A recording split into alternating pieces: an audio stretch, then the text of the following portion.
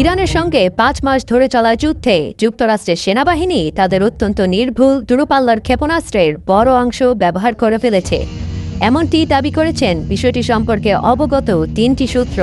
তাদের মতে এতে ভবিষ্যতের সম্ভাব্য সংঘাত মোকাবিলায় মার্কিন সামরিক প্রস্তুতি নিয়ে উদ্বেগ তৈরি হয়েছে। অন্যদিকে যুক্তরাষ্ট্র নতুন করে ইরানে হামলা চালালে উপসাগরীয় অঞ্চলের গুরুত্বপূর্ণ জ্বালানি স্থাপনায় পাল্টা হামলা চালানো হবে বলে সতর্ক করেছে তেহরান।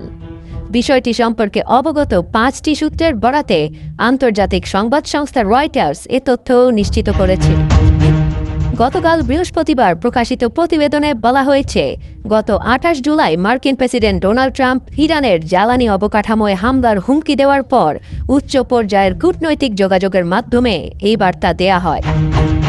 দুজন ঊর্ধ্বতন ইরানি কর্মকর্তা, দুটি উপসাগরীয় সূত্র এবং আলোচনা সম্পর্কে অবগত একজন ঊর্ধ্বতন আঞ্চলিক কূটনৈতিক বলেছেন, ইরানের পররাষ্ট্র মন্ত্রী আব্বাস আরাকচি তার সৌদি, তুর্কি ও কাতারি সমকক্ষদের পাশাপাশি পাকিস্তানের সেনাপ্রধানের সঙ্গেও কথা বলেছেন। বিষয়টি সংবেদনশীলতার কারণে সকলেই নাম প্রকাশ না করার শর্তে কথা বলেছেন। ওই ঊর্ধ্বতন কূটনৈতিক জানান, আরাকচি ওয়াশিংটনের উপসাগরীয় মিত্রদের প্রতি আহ্বান জানিয়েছেন যেন তারা ট্রাম্পকে পুনরায় হামলা চালানো থেকে বিরত রাখেন। তিনি সতর্ক করে বলেন, ইরানের উপর যে কোনো হামলার প্রতিশোধ হিসেবে উপসাগর জুড়ে যুক্তরাষ্ট্রের সম্পদ ও জ্বালানি স্থাপনাগুলোতে ভয়াবহ হামলা চালানো হবে। এই কূটনৈতিক আরও বলেন, প্রতিটি কথোপকথনে আরাকচির বার্তা ছিল একই, আমরা প্রতিশোধ নিতে প্রস্তুত, কিন্তু এই অঞ্চলে ব্যাপক উত্তেজনা বৃদ্ধি ও ধ্বংসযজ্ঞ এড়ানোর জন্য একটি কূটনৈতিক সমাধান খুঁজে বের করাই সর্বোত্তম উপায়।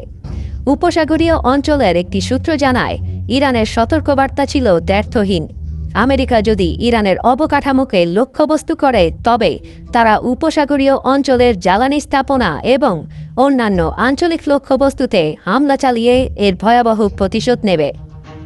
সব মিলিয়ে বেশ প্রতিশোধমূলক মেজাজে রয়েছে ইরান। অন্যদিকে যুক্তরাষ্ট্রে দূরপাল্লার ক্ষেপণাস্ত্রের মজুদ প্রায় শেষ, তাই যুদ্ধের গতিপথ এখন ইরানই নিয়ন্ত্রণ করছে বলে দাবি করেছেন বিশ্লেষকরা।